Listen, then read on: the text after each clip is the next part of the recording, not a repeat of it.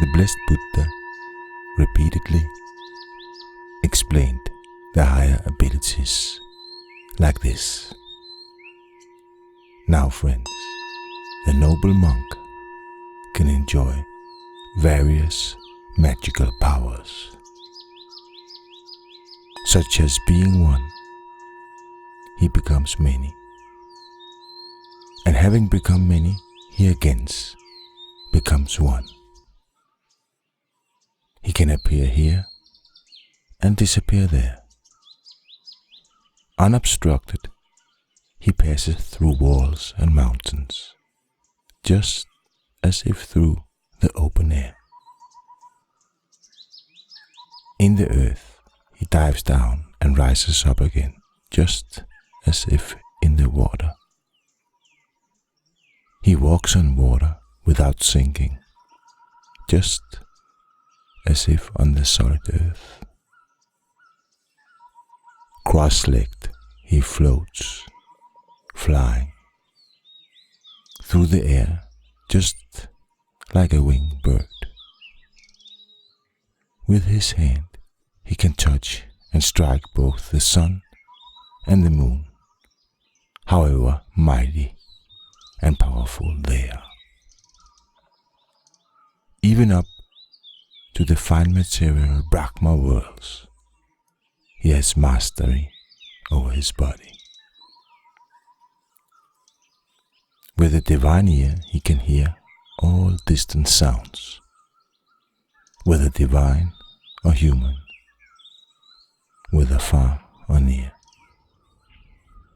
He knows and reads the minds of other beings and persons by enveloping and penetrating them with his own mind. He knows the greedy mind as greedy, and the ungreedy mind as ungreedy. He understands the hating mind as hating, and the not hating mind as not hating. He recognizes the ignorant mind as ignorant, and the non-ignorant mind as not ignorant. He perceives the restricted mind as restricted, and the distracted mind as distracted. He realizes the exalted mind as exalted, and the unexalted mind as unexalted. He comprehends the surpassable mind as surpassable, and the unsurpassable mind as unsurpassable. He knows and interprets the concentrated mind as concentrated, and the unconcentrated mind as unconcentrated. He comprehends the released mind as released, as the unreleased mind as unreleased. He can remember manifold former lives, such as 1 rebirth, 2, 3, 4, 5, 10, 20, 40, 50 rebirth, 100, 1,000, and 100,000 past life reincarnations. He remembers many eons, many universal cycles of Big Bang expansions and Big Crunch contractions like this. There I was such a species, named such and such, belonging to such a family, had such an appearance. Such was my food, such my experience of pleasure and pain, and such was the end of my life.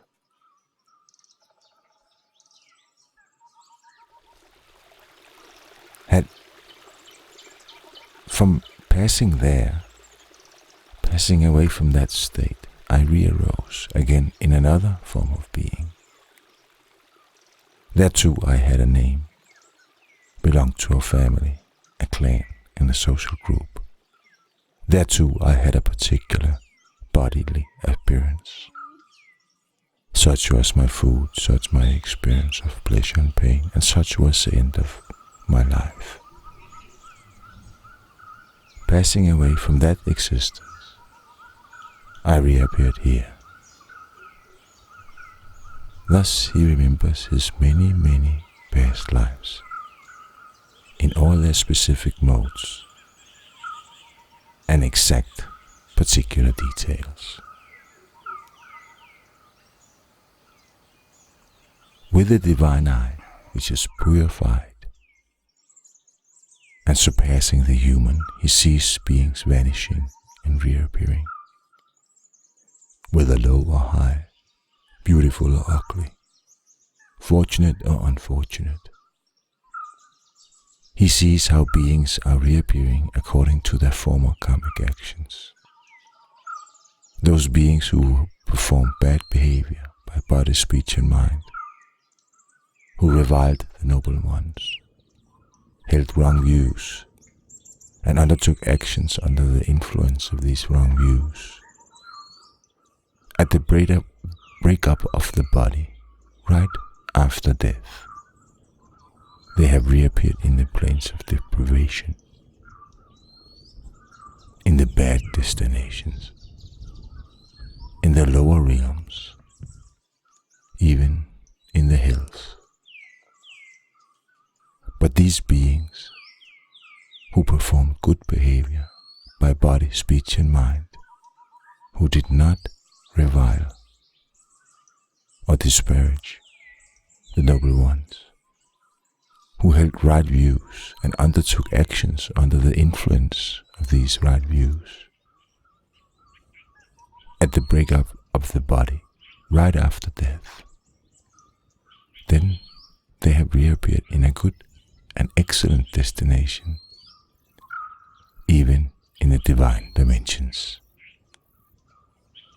Thus, by means of the divine eye, purified and surpassing the human, he sees beings passing away and reappearing, and he thereby understands how and why they have become inferior or superior, beautiful or ugly, fortunate or unfortunate, exactly in accordance with their prior karma. With his mind thus concentrated, purified, bright, flawless, free from defects, pliant, malleable, rock steady, and fully imperturbable, the monk directs and inclines his mind to the understanding of the ending of the mental fermentations. He understands. Such are the mental fermentations. This ignorance is the cause of the mental fermentations. Such is the ceasing of the mental fermentations.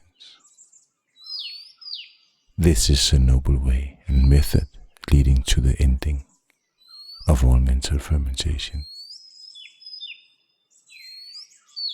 His mind, thus knowing and thus seeing, is released from the fermentation of sense desire. His mind is then released from the fermentation of becoming, and finally from the fermentation of ignorance. With this release,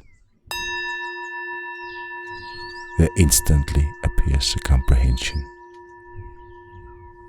This mind is irreversibly released. Rebirth is now ended. The noble life completed. Done is what should be done. There's no further state beyond this, in this or any other world.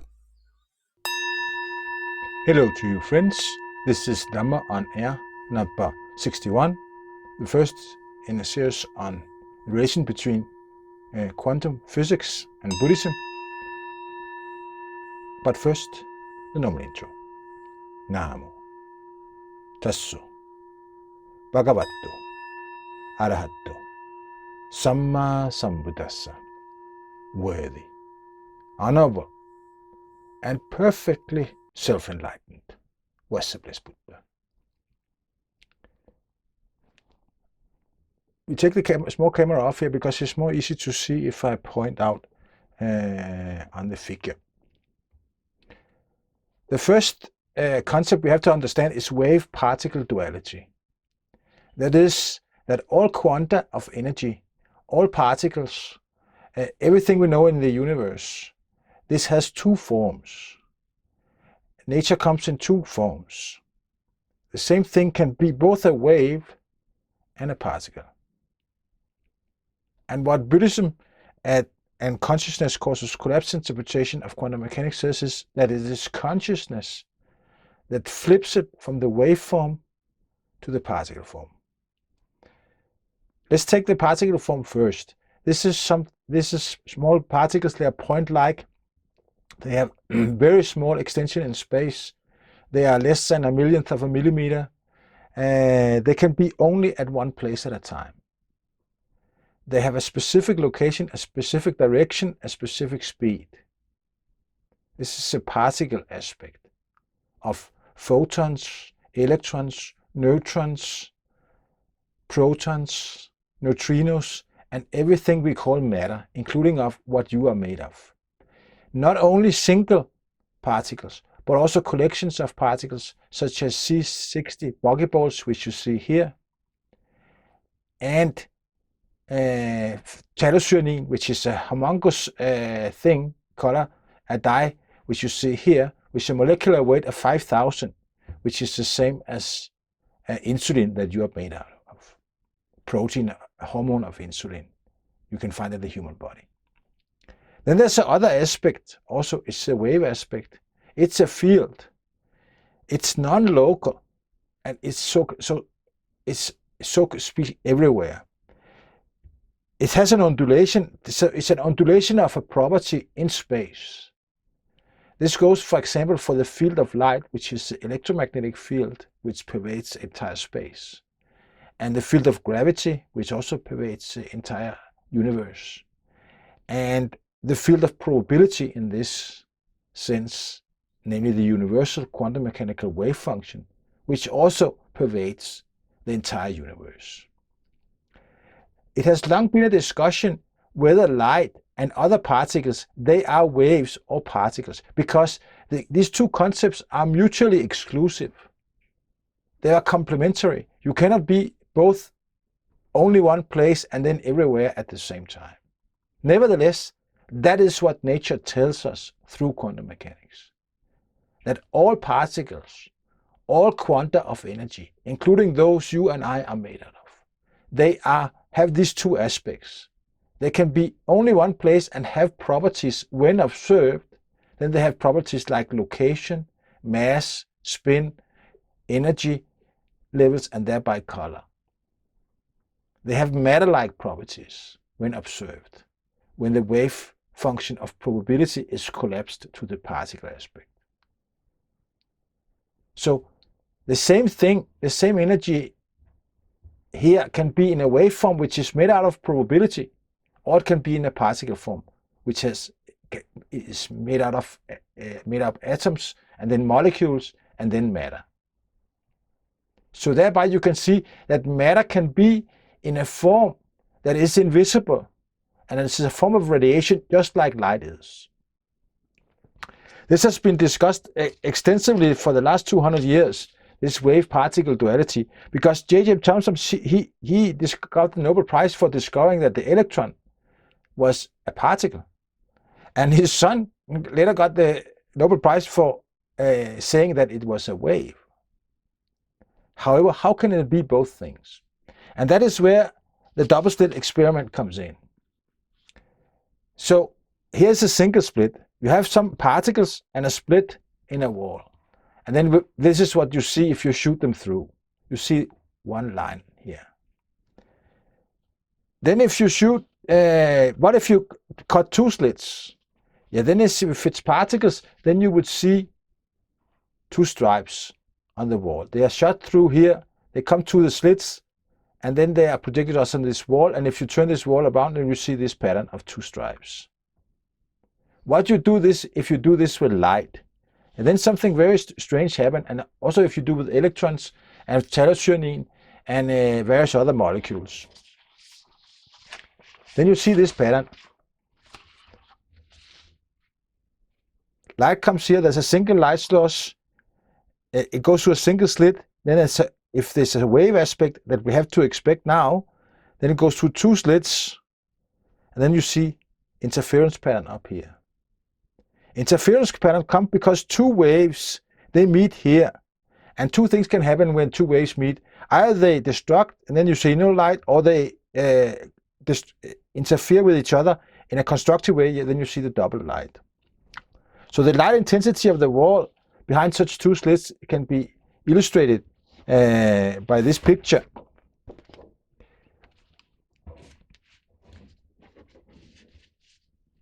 You have a light source, it goes through two slits, and then the intensity of the light, funnily enough, right behind the wall, it'll be maximum because of this interference pattern.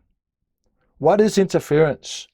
Yeah, this when two waves meet, then you can have that the wave tops, let's say they meet here in this point, they come from each direction, so like that, not formally from this direction, but they come from each direction like here and then meet in this point. Then if the waves are on each top of each other, then you get a new wave with double the height. You can see it's double the height here. So when the wave tops are in phase, as we say, on top of each other, then you get constructive interference. Peak meets with peak, this gives double peak. What about down here? Then peak meets with throw, then you get destructive interference, then you get nothing. So here is constructive interference, you get double. Here's destructive interference, you get nothing. Same thing about here. You have a light source, it goes through two slits, there's two light waves. Destructive interference here, constructive interference here, destructive interference here, constructive interference here. But that's very strange, because how can light be both a particle and a wave at the same time?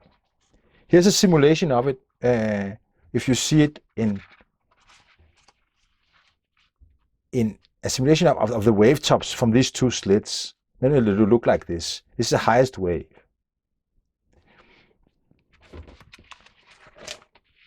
Where it gets really interesting, and you will see in the videos I show you afterwards, it is, now we take here again, we have a light source, we have two slits, we put light through these two slits, there's two wave patterns, assuming it is wave, here we say it's waves because there's an interference pattern. Huh? You see light stripes, light dark, light dark, light dark, light dark, all the way here down here. Huh? So here, it is an interference pattern. So we have to conclude, since it's an interference pattern, then light must be waves here. Waves of what? Waves of probability. Then if we turn on the detectors here and see which one slit it goes through, then it collapses and we only get two stripes. As it were particles. Now we have to conclude it was particles. That's really strange. If they are off these detectors, then light behaves. If it's not observed where it goes through, which one it goes through, then it behaves as it's a wave. However, if the detectors are turned on, so you look at these two slits, which one the slits the photons go through, then they behave as bullets, as particles. Even more mysterious, if you turn only one on, the one that looks at this slit, and turn this one off, then they are still, the interference pattern still collapses into two stripes. This raises an interesting question. The photons that are coming here, we know they come here through this slit because they have this path, they end up here. how can they know this detector is turned off and this is turned on? How can the photons that are coming through this slit, how can they know that the other detector is turned on? This shows actually that it can only be a field coming from outside that determines whether these two whether these photons or electrons or neutrons or protons or macromolecules, they behave as particles or waves, whether they are local or non-local. That is consciousness. The orthodox interpretation goes by Niels Bohr from Copenhagen, where I'm also born. And this is that it's observation that causes collapse. This is the orthodox interpretation of quantum mechanics. Niels Bohr got the Nobel Prize in 1922. He is in conversation with Einstein. So when not observed, the system exists in a superposition of all possible states. That is to say that the photons, they are all over the place here, in between. You cannot say where they are. They are in a superposition of all locations at the same time. So they are at more than one place at the same time. Despite the fact that we say that they are also particles that can only be at one place at the same time. That really is mysterious, huh? How can they be all over the place? We know they are particle here, they are particle here, but in between here they are a great smoky dragon, as you see here. The great smoky dragon of quantum mechanics, as John Archibald Wheeler, which you see here, he expressed it. And that is, we don't know what these photons are when they are here, not observed locally, which slit they go through. We cannot say where they are, nor what the time goes, so we have no information about space and time for these photons, where they are in between here. We know only there are photons here and photons there. In between, we don't know where they are. Why is that so? Because they are in a superposition of many possible locations at one time. Bohr then said that it's observation that collapses this wave function, that the mathematical description about how this wave of probability evolves through time. To demonstrate how this can work actually in practice, then this superposition of states has been demonstrated that photons and electrons, they can be, this is kind of like hand size big, they can be either on this side or that side if they are particles, but in the superposition state they are at both sides of this wall. And this is hand size. So an single electron or a single photon can be on both sides of this steel wall here in between. How can a particle be at both sides at the same time? This is called the superposition of states. So the wave function that describes probabilities, they can be, say, they can, if observed, then can be mostly here, but also a little bit here. But when you observe it, then you only see it one place, here. This is the position axis, and then this is the probability axis. And you can see the wave function causes collapse simulated here. So somebody says that it could be something else that causes collapse. But one interpretation of quantum mechanics is that it's consciousness that causes collapse. And this is the interpretation by Eugene Weiner. He got the Nobel Prize in 1963. And John von Neumann, which you see here, Eugene Weiner. So it's called the Weiner von Neumann interpretation of quantum mechanics. That it's consciousness that causes collapse of the wave function and thereby forces the wave, the field of probability, to collapse into a particle, which can be seen, which have macroscopic properties, which are matter-like. So this is matter, while this is probability. Probability. So something that is probability can become particle-like and then matter. And this the Buddha will agree upon, that it is observation and consciousness, conscious observation, that causes collapse of this wave function. And thereby has this consciousness a crucial role in manifesting the probability of matter to exist in a certain position and location.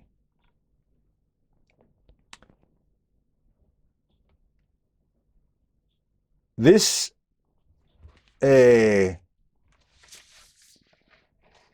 wave-particle duality aspects and the double-slit experiment is from 1901 by Thomas Young. And there's been a lot of discussion. So it's from 1801. So it's 200 years human beings have discussed this problem. And it actually proves if this consciousness causes collapse theory is correct, then it proves Buddhism. It underpins the worldview in Buddhism, that there's nothing down there, there's nothingness, there's a sea of probability. And it is consciousness, it is mind, that by observing this sea of probability manifests an external world, which then appears like a hologram for these conscious, so-called conscious beings.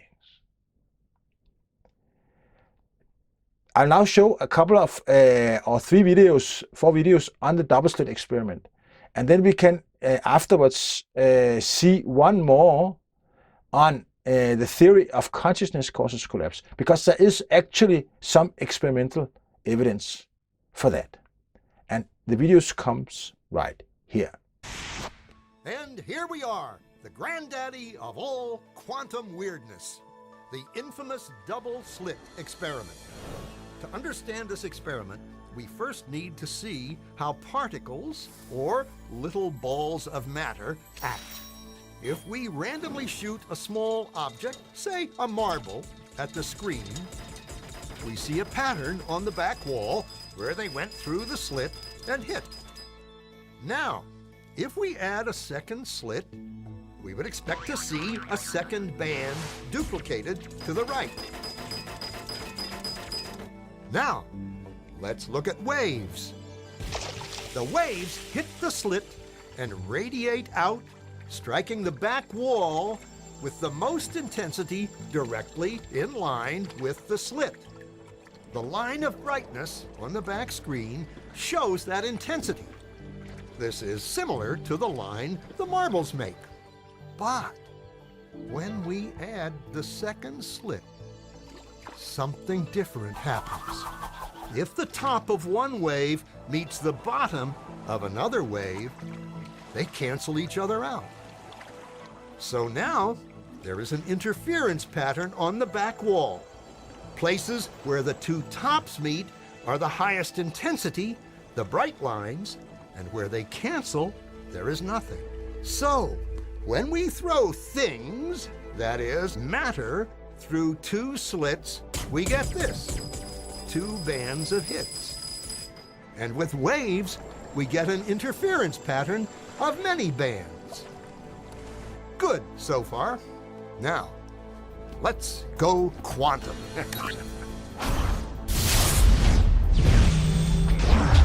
An electron is a tiny, tiny bit of matter, like a tiny marble. Let's fire a stream through one slit. It behaves just like the marble, a single band. So, if we shoot these tiny bits through 2 slits, we should get, like the marbles, 2 bands. What? An interference pattern. We fired electrons, tiny bits of matter through. But we get a pattern like waves, not like little marbles. How? How could pieces of matter create an interference pattern like a wave? It doesn't make sense. But physicists are clever.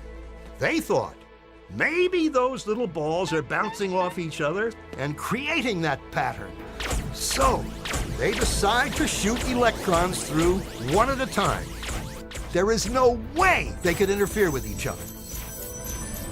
But after an hour of this, the same interference pattern is seen to emerge. The conclusion is inescapable. The single electron leaves as a particle, becomes a wave of potentials, goes through both slits, and interferes with itself to hit the wall like a particle. But mathematically, it's even stranger. It goes through both slits and it goes through neither. And it goes through just one and it goes through just the other. All of these possibilities are in superposition with each other. But physicists were completely baffled by this. So they decided to peek and see which slit it actually goes through. They put a measuring device by one slit to see which one it went through and let it fly. But the quantum world is far more mysterious than they could have imagined. When they observed, the electron went back to behaving like a little marble. It produced a pattern of two bands, not an interference pattern of many. The very act of measuring or observing which slit it went through meant it only went through one, not both. The electron decided to act differently, as though it was aware it was being watched. And it was here that physicists stepped forever into the strange, never world of quantum events. What is matter? Marbles or waves? And waves of what? And what does an observer have to do with any of this? The observer collapsed the wave function simply by observing. Let's start with the familiar. In fact, let's start with a rubber ducky. It bobs up and down in a pool, causing periodic ripples to spread out. Some distance away, those waves encounter a barrier with two gaps cut in it. Most of the wave is blocked, but ripples pass through the gaps. When the new ripples start to overlap each other, they produce this really cool pattern. It's called an interference pattern. It's due to the fact that in some places, the peak of the ripple from one gap stacks on top of the peak from the other gap, making a more extreme peak. You also get more extreme dips when two troughs overlap. We call this constructive interference. But when the peak from one wave encounters the trough from another, they cancel out, leaving nothing. Destructive interference. So we have these alternating tracks of wavy and flat water. Any type of wave should make an interference pattern like this. For example, water waves and sound waves, but also light waves. This double slit interference of light was first observed by Thomas Young back in 1801. A source of light passing through two very thin slits produces bands of light and dark stripes, alternating regions of constructive and destructive interference on a screen. Of course, we now know that light is a wave in the electromagnetic field, thanks to the work of James Clerk Maxwell a century later. So it makes perfect sense that it should produce an interference pattern, right? But wait, we also know that light comes in indivisible little bundles of electromagnetic energy called photons. Einstein demonstrated this through the photoelectric effect, but his clue came from the quantized energy levels of Max Planck's blackbody radiation law.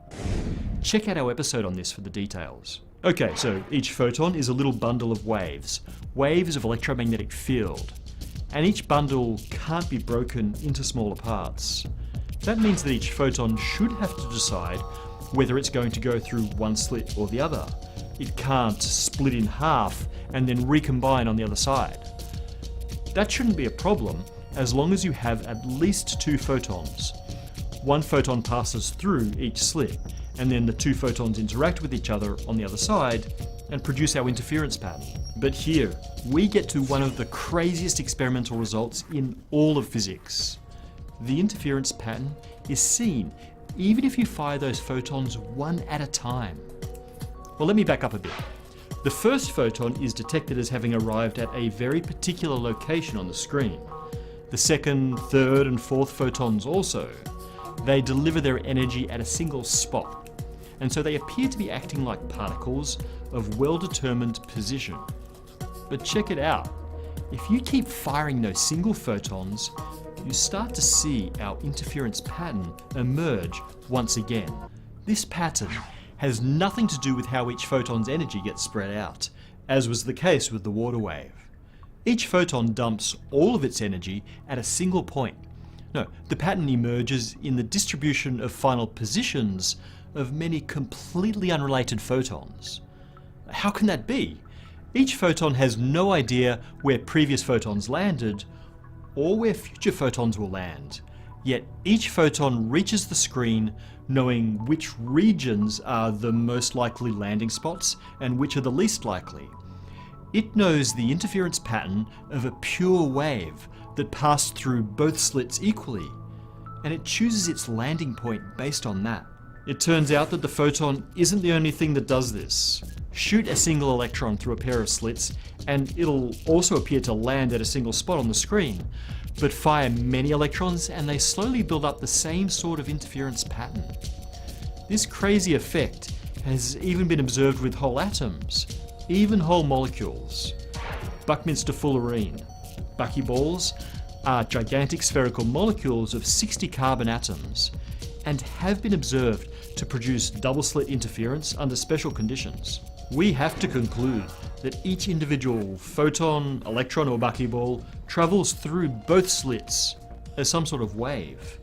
That wave then interacts with itself to produce an interference pattern. Except that here the peaks of that pattern are regions where there's more chance that the particle will find itself. It looks like a wave of possible undefined positions that at some point, for some reason, resolves itself into a single certain position. We also saw this waviness in position when we talked about quantum tunneling. In fact, several quantum properties like momentum, energy and spin all display similar waviness in different situations. We call the mathematical description of this wave-like distribution of properties a wave function. Describing the behavior of the wave function is the heart of quantum mechanics. But what does the wave function represent? What are these waves of, or waves in? Let's start with what we do know about the double slit result. We know where the particle is at both ends. It starts its journey wherever we put the laser, or electron gun, or buckyball trebuchet, and it releases its energy at a well-defined spot on the screen. So the particle seems to be more particle-like at either end, but wave-like in between. That wave holds the information about all the possible final positions of the particle, but also about its possible positions at every stage in the journey. In fact, the wave must map out all possible paths that the particle could take. We have this family of could-be trajectories from start to finish. And for some reason, when the wave reaches the screen, it chooses a final location. And that implies choosing from these possible paths. So what causes this transition between a wave of many possibilities and a well-defined thing at a particular spot?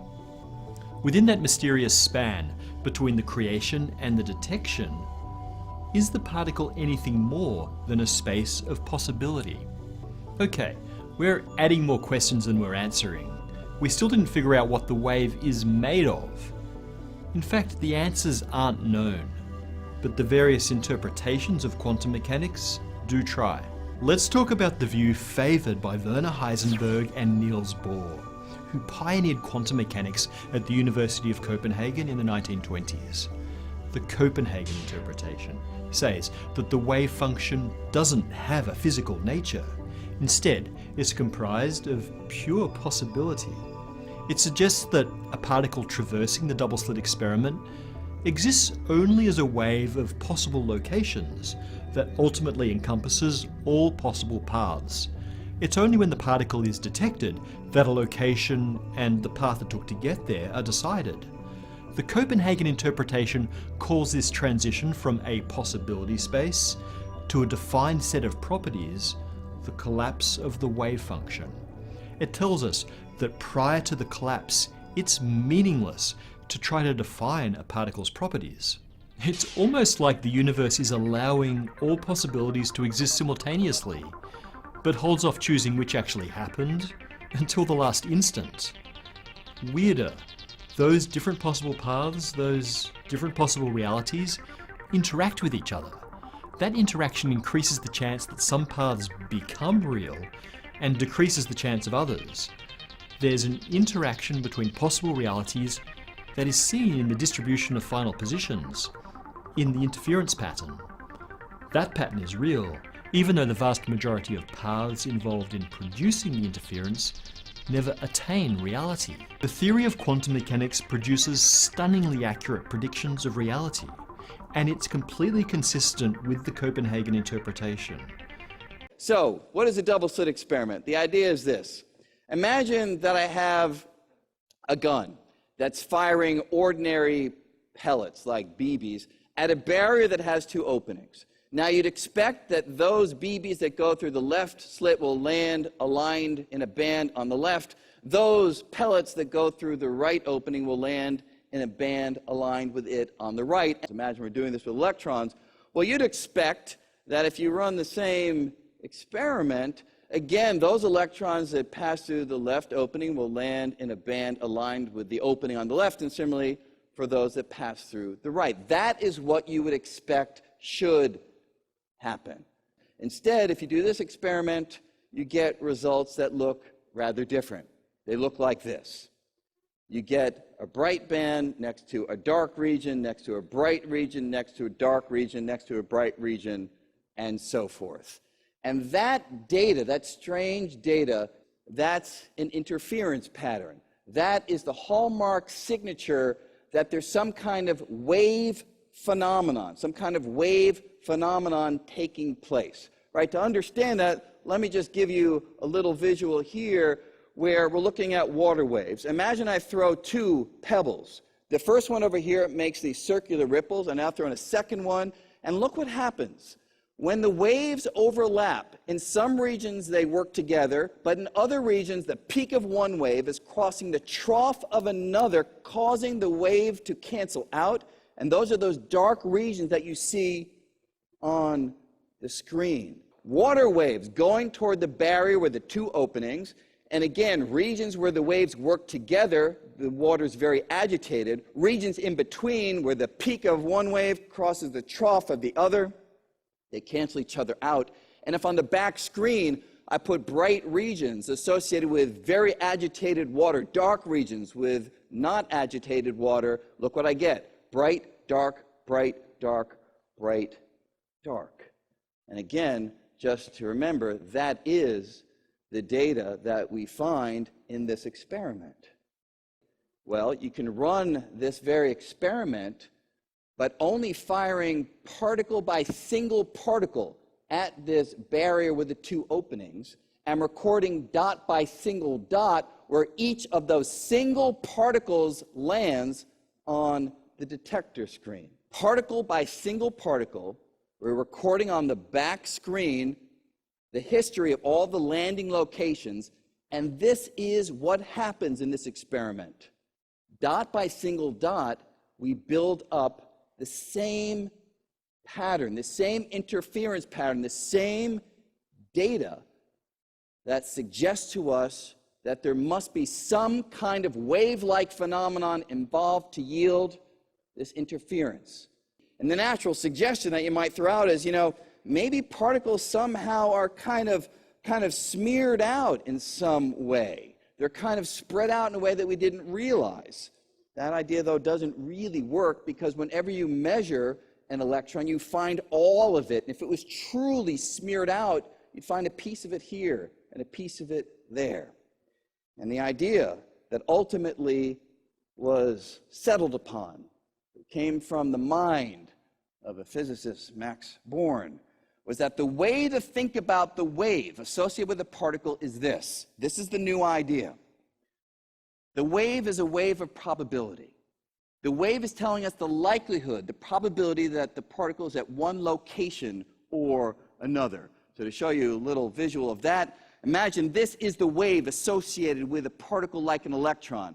Where the wave is big, that's a likely location to find the particle. Where the wave is small, an unlikely location. And where the wave is absolutely zero, that is a place where you simply will not find the electron at all. That's the picture that comes forward.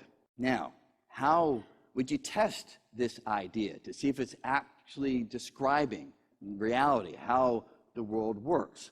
Well, the first thing is you need some kind of mathematical equation that allows you to understand how this wave evolves, how it changes over time. And that equation came to us from Erwin Schrödinger. Whether you understand the mathematical symbols or not, it doesn't matter, but it's good to see that there is a bona fide, rigorous mathematical equation behind all of the imagery that you will be seeing here tonight. That is the equation that describes how this wave, this probability wave, evolves over time. That's step one. So now you understand how things change in time. But to test it, well, you say to yourself this: look, if at a given moment in time I've got this probability profile for where a particle should be located, the way I test it is I run the experiment of searching for the particle over and over again in identically prepared situations, and I count up the number of times I find it in one location or another. And if the theory is correct, you should find the particle more often where the wave is big and less often where the wave is small. So we can run that little experiment right here. So this is a simplified probability wave, the blue curve, and each of the x's is the result of an experiment looking for the location of a particle. And you see over many, many, many runs of the experiment where you record all of the locations where you find the particle, over time, they fill out exactly the probability profile that comes from the mathematical equation. And that agreement between experiment and theory is what gives us confidence that these ideas are actually describing how the world works. So just to kind of close the loop on this, going back to the double slit experiment, how we describe it, well, in this new language, the electron should be thought of as a probability wave which hits the barrier with the two openings, and much like a water wave, when the wave goes through, it interferes, creates this pattern of locations where the wave is big or where the wave is small, and those locations dictate the likelihood or not of an electron landing in one of those regions. So now if we run the experiment with the little particles going out, dot by single dot, they're going to fill out that probability profile. Where the wave is big, there are going to be many electrons landing. Where the wave is small, very few. And where the wave was zero, the dark locations, no locations will be occupied by an electron at all.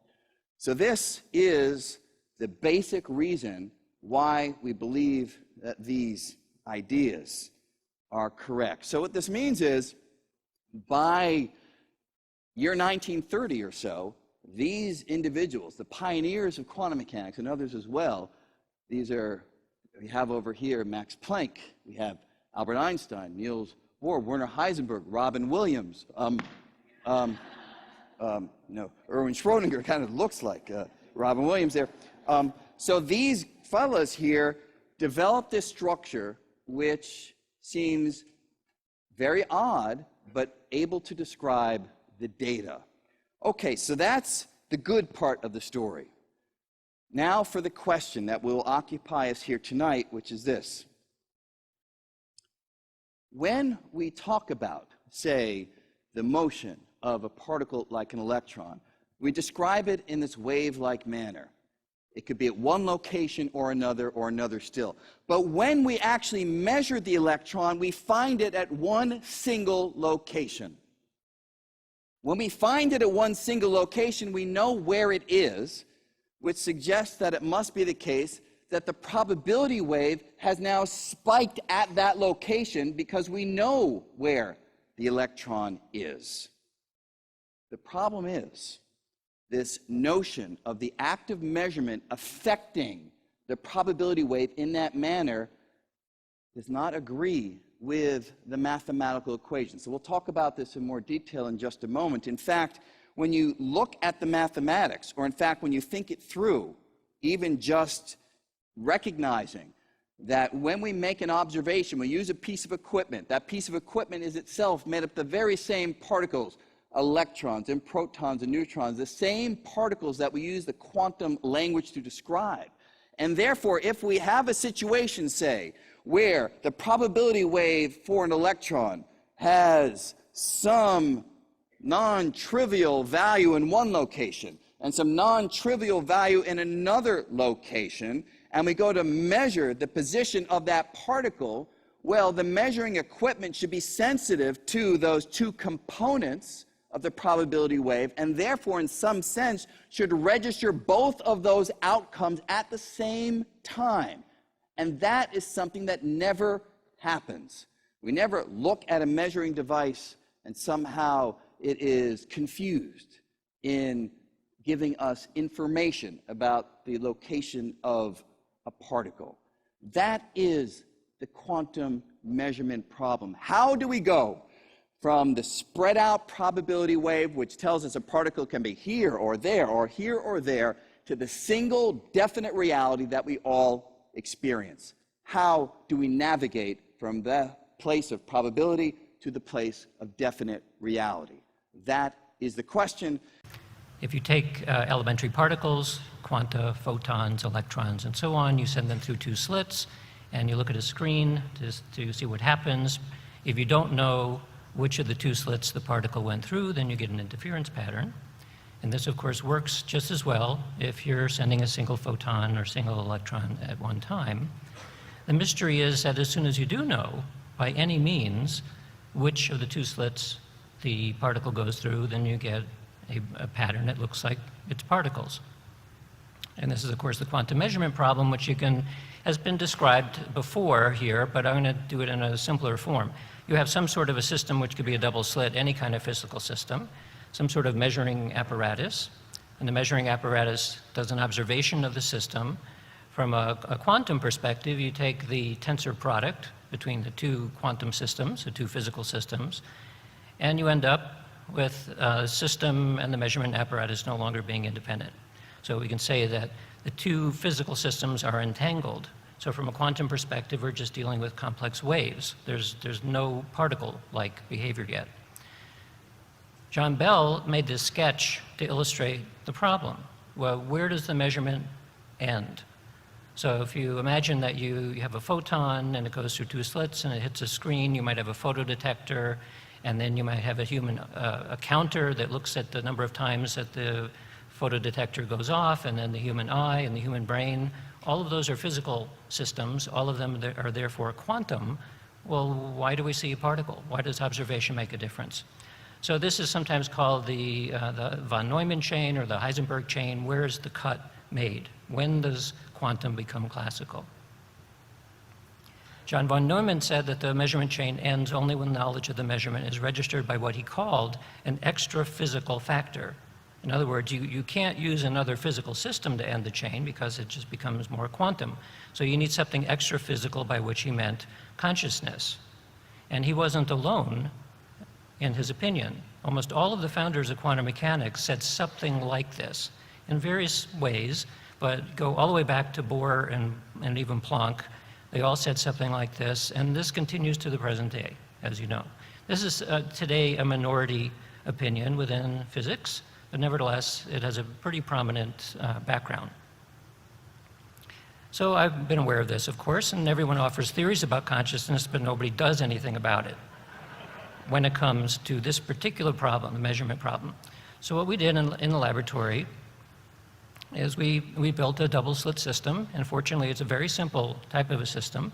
You have a laser, you have a filter, you have a double slit, and you have a camera that looks at the result.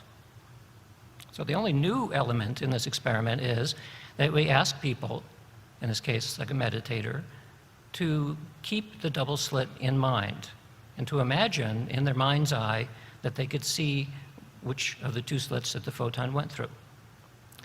This is, as far as we could tell, the only way of directly testing whether consciousness is actually collapsing the wave function.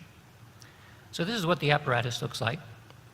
The tube sticking out of the long box there is the far end of the helium neon laser, and the double slit and the camera are inside the box, so it's a sealed system. You can't see it with your eye, you can only use your mind's eye. This is the camera. It's called a line camera. And this particular one is 3,000 pixels long in a line. And what the camera sees is an alternating band of light and dark. This is the interference pattern. When you look at this in software, you can say, well, how bright is each band? And you get a picture that looks something like that. Does that show up? Yeah. So you get this sort of Gaussian-looking shape. And that's the way of looking at the interference.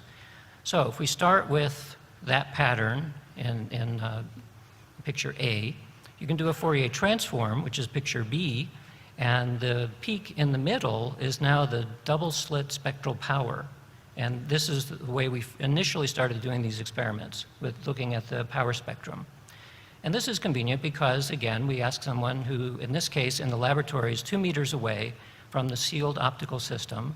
We ask them to keep the double slit in mind.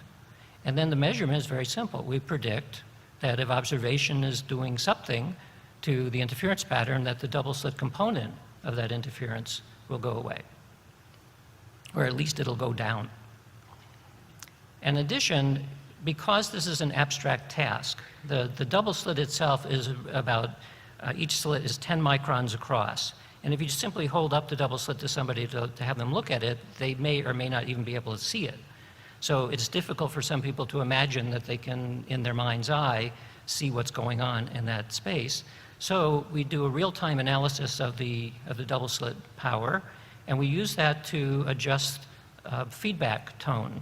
So if you have somebody doing the task, they could look at a screen, which is showing a signal, or they can simply do it by listening to the tone.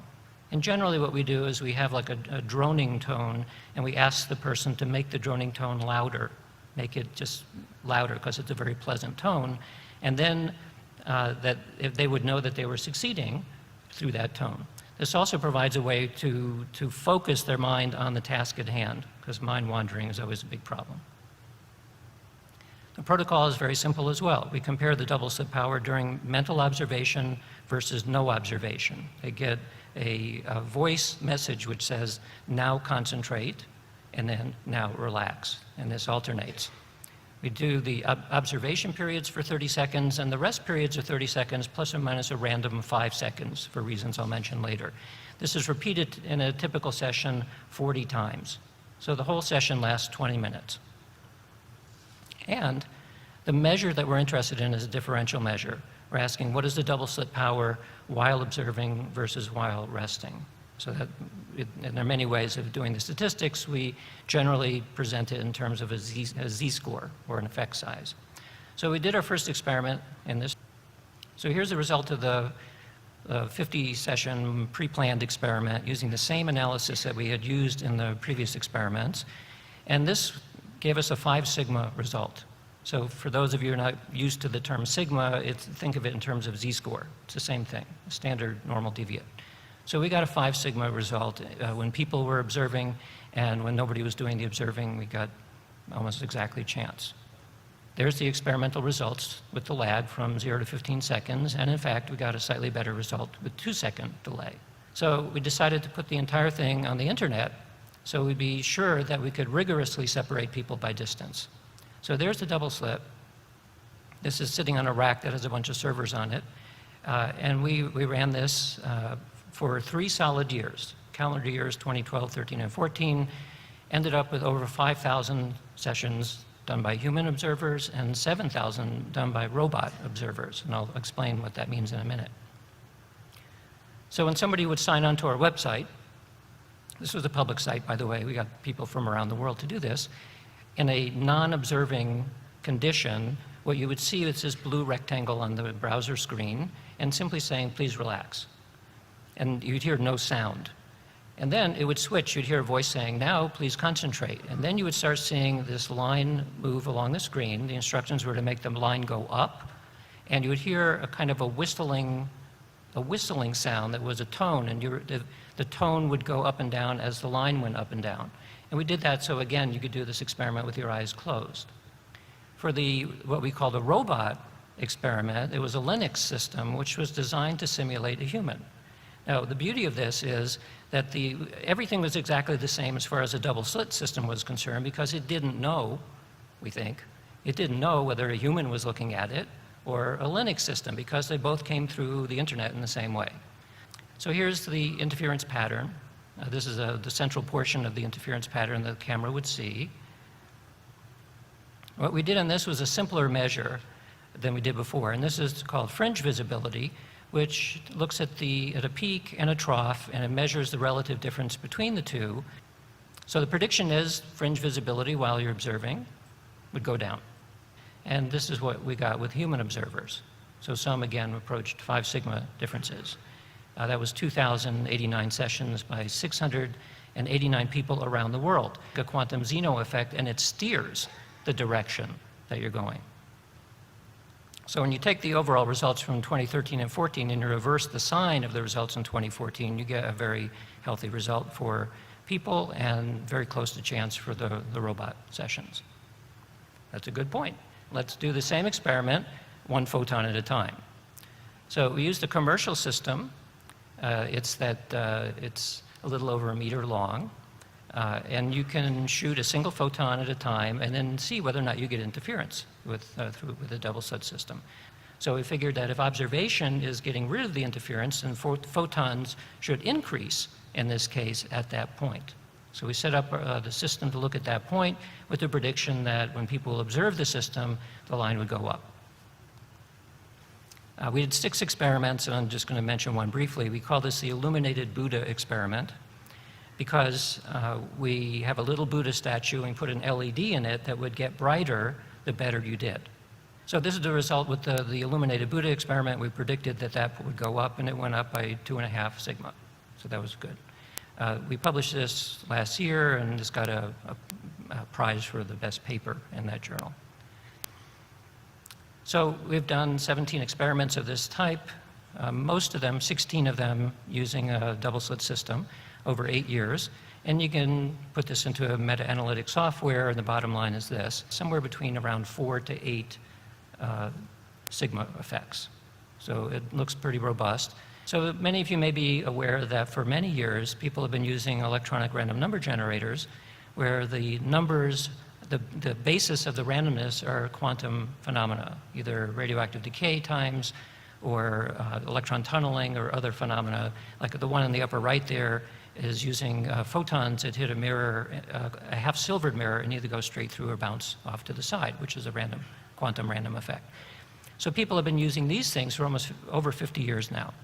To give an example, 1985, Bob, John, and Brenda Dunn at Princeton University did an experiment with a random number generator, where they asked people to aim high, meaning make the generator produce more ones, or aim low, more zeros, or do nothing as a baseline.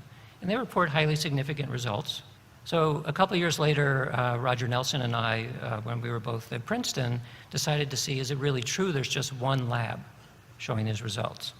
Well, it turns out over a period of about 30 years that there wasn't just one lab. There were 68 different investigators reporting this in 152 publications, not just one experiment, but almost 600 and 200 controls. And you look at the overall results on the controls, you get something that's very close to chance in terms of the mean shift. And in terms of the experimental data, almost a 7 sigma result. So there's replications. The same kind of analysis was done again in 2006, bringing it up to date, but only looking at a subset of about half of the studies that have been done using random number generators. And again, the sigma was somewhere between 3.6 to 4 sigma results. So reductive materialism is predicated on a model that looks something like this. Physics is at the bottom, chemistry, biology, psychology, consciousness is somewhere near the top, but consciousness doesn't mean anything. And from this perspective, the idea that mind and matter directly interact with each other in some way is forbidden. Or at least it's very difficult to think of a way that it could work. Now, Stuart Hameroff has come up with an interesting model, and there are more and more models coming along that suggest there may be a way to stick within the existing scientific paradigm and solve this problem. But the other approach, of course, is to take exactly the same disciplinary structure, but just take consciousness and stick it down there. So it's a new metaphysical base on which we sit. From this perspective, just like in physics where you have electrons that go everywhere up in the pyramid, here we'd have consciousness that starts at the bottom and goes everywhere up. So this is idealism, panpsychism, neutral monism, use whatever your favorite term is. From this perspective, the real puzzle is how do we get from consciousness or awareness into physics? Because if you solve that problem, and there are people working on that too, well then all the rest of it is perfectly fine. And we don't need to throw any textbooks away, except we're going to throw them away every 2 or 3 years anyway, because that's what happens. They're not thrown away completely, they're just revised. So in this case, mind-matter interaction actually is quite easy to explain. So here's my conclusions then. First of all, the role of consciousness in the physical world can be tested. It has been tested many times in many different ways.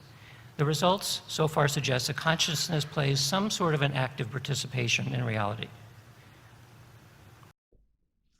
So this is my own experimental setup, so we can do something about this consciousness causes collapse theory, that is mind over matter and not the other way around, seriously, and provide final evidence.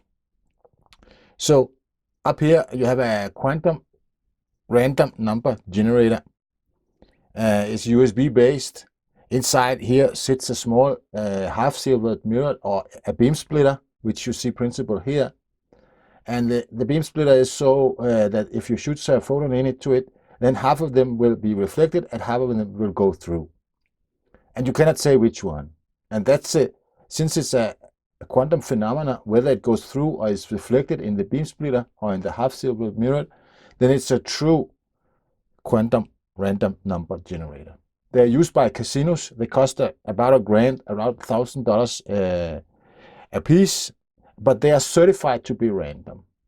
If you by mind, just by meditating, not being connected to this random number generator, can crack it, and that is to put out only zeros. My plan is you get numbers here between 0 and 1, then multiply by 10, then you get numbers between 0 and 10. Then you take integers, then you get only 1, 2, 3, 4, 5, 6, 7, 8, 9, 10. So the mean of those should be 5. Then you can say a point low, then you should make it go down, then you should make it go up. This should be, if the materialist is correct, this should be physically impossible, because you're not, this is a quantum phenomena, is inherently random. But if mind over here can affect this inherently random process by biofeedback, which I will explain in a minute, then this materialist theory of the universe falls flat.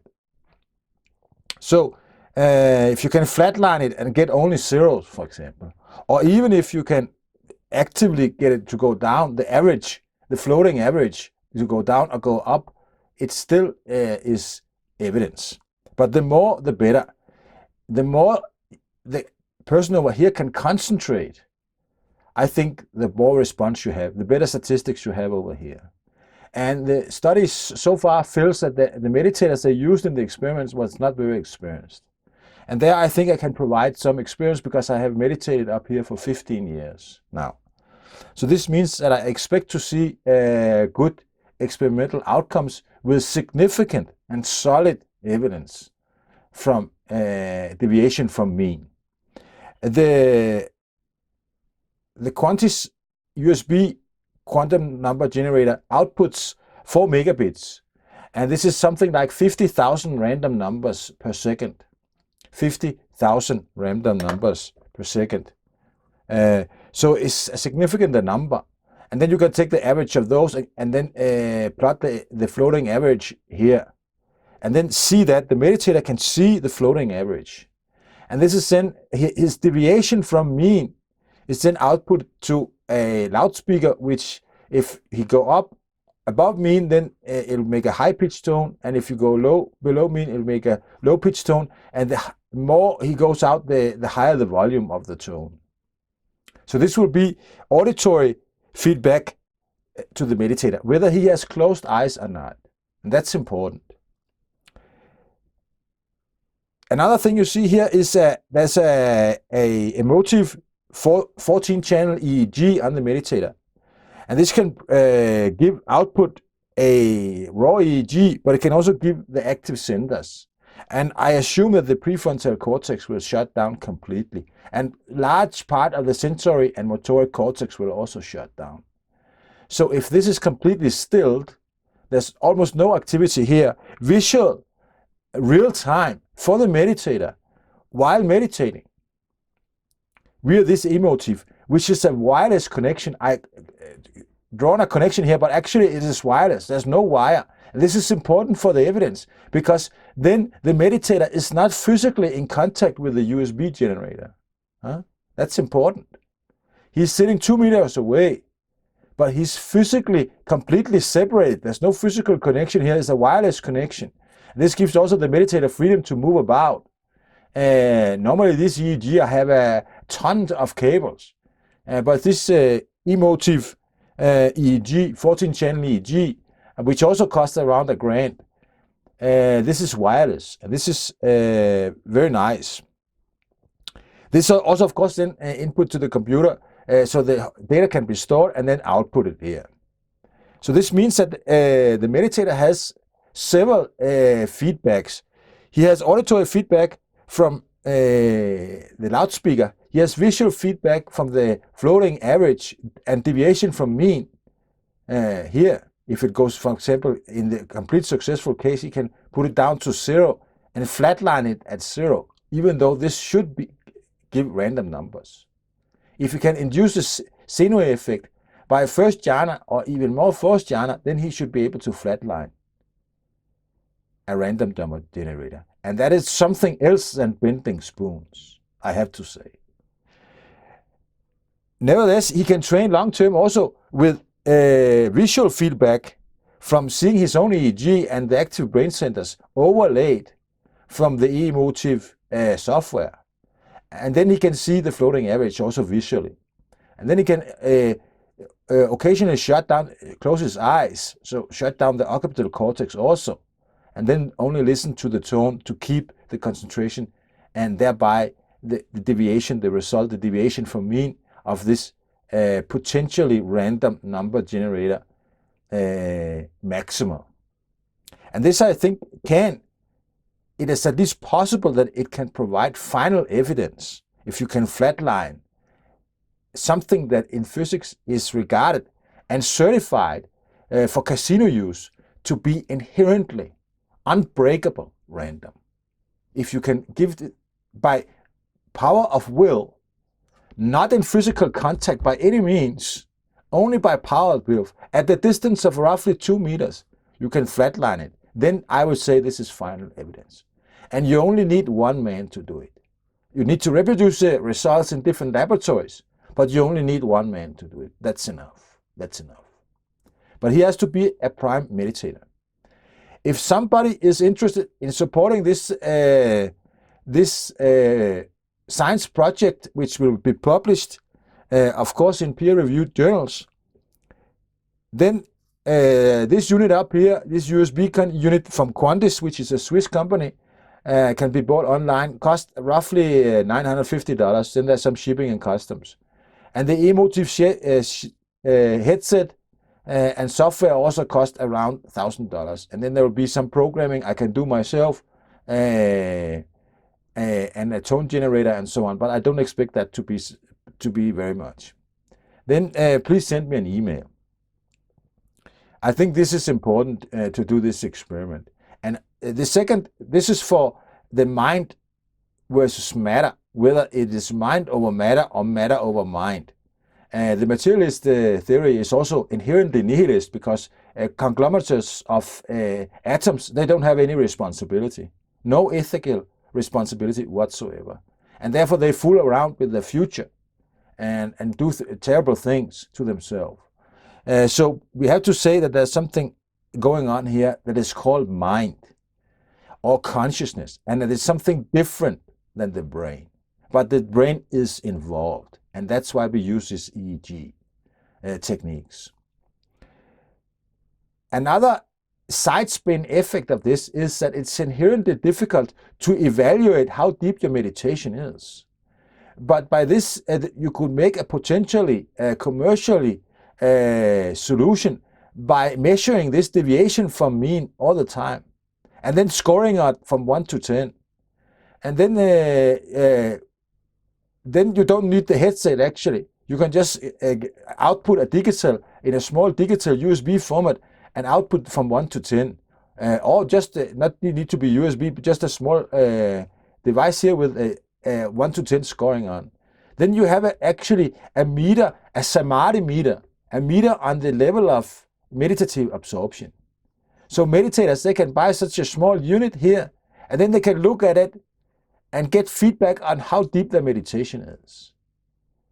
Objectively measured by how much they cause a quantum number generator to deviate from its certified mean of randomness. So it has two solutions. One is scientific evidence for the consciousness causes collapse theory, and the other one is a pragmatic solution to how to evaluate and measure objectively deeper levels of concentration, the so-called samadhi or absorption or jhana. Thank you for your attention. The next video will be about quantum entanglement and participatory observation, and probably a little bit about information theory and thermodynamics. Thank you for your attention. Namo Tasso Bhagavato Arahato Samma Sambuddhassa. Worthy, honorable, and perfectly self-enlightened was the blessed Buddha. You heard Bhikkhu Samahita from the Cypress Hermitage on the Knuckles Mountain, Pamparella, Central Hill Country, Sri Lanka. Please subscribe to the Google group Buddha Direct and visit the website whatbuddhasaid.net. May all beings become thus happy thereby. Thank you. Namo Tasso Bhagavato Arahato Samma Sambuddhassa. Worthy, honorable, and perfectly self-enlightened was the blessed Buddha. As the next Buddha, the noble Arya Ajita Maitreya will say, you can come as you like, but you pay as you go. Thank you for your contribution, and have a nice day.